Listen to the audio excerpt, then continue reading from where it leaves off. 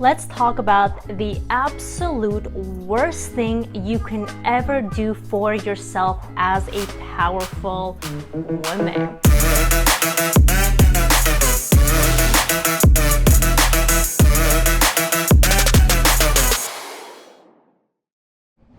And so many people do this. It is quite a shock. And I think people do this because they think it will make them feel better, or because they want a certain type of attention, or because it is just the easy thing to do. But the easy thing is not always the right thing. Welcome back to my channel. This is me, Karina, where I make videos about money, women, and power, and ultimately how to become the best version of yourself. I have several guided programs for this. You can check them down below. I have a manifestation program, and I also have the $1 Million Women program, which obviously help you be your best possible self so you can attract amazing things into your life, such as finding your true self, your true happiness, abundance, money, whatever you may want. You can check it out below. So what is this thing that women and men do that is really bad for your future? And that is self-victimization.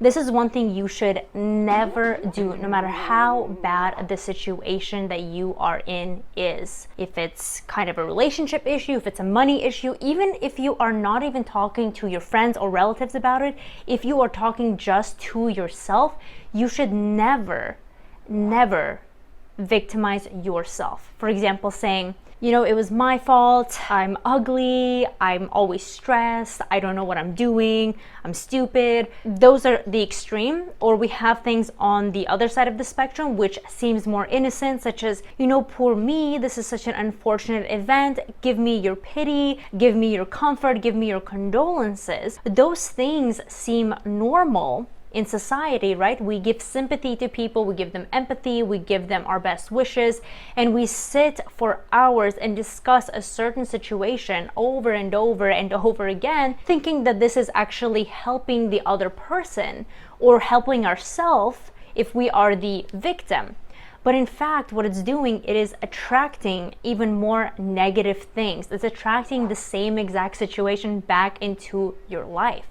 And I'm sure that this has either happened to you or to at least one of your friends. I know I've had friends in the past that they continue to relive the same exact situation over and over and over again. For example, they keep dating the same type of men, right? Something doesn't work out, he's not a very good partner, or the dating stage doesn't go very well, and all they do is complain about it, and then next time they hope for the best.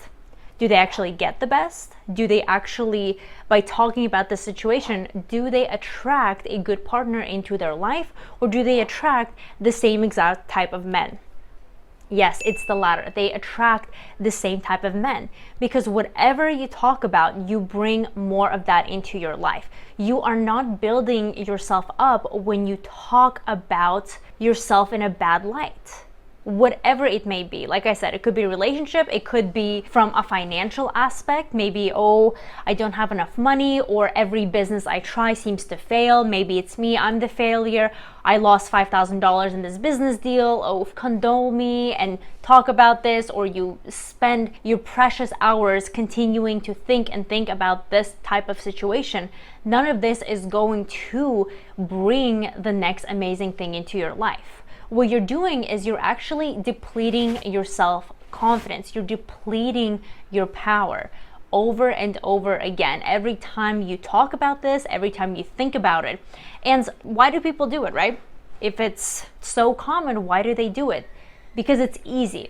Misery loves company. It's easy to feel sorry for yourself. It could be pleasing to get attention from other people, to say, you know, they feel bad for me, or they want to, you know, feel sorry for me or help me out. I'm getting this attention.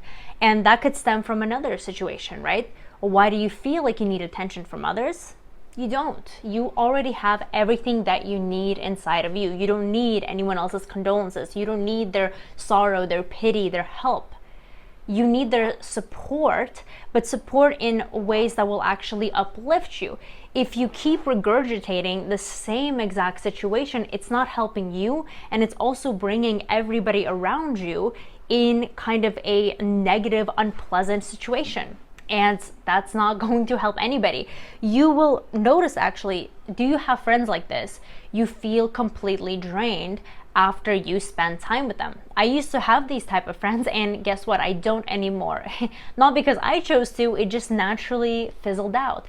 Because you can only support them for so long until you realize how extremely draining it is to you, to them, and to everybody around you. And naturally, nobody wants to be around that type of person. They just kind of fizzle out, fizzle away, or people just don't want to hang out with you.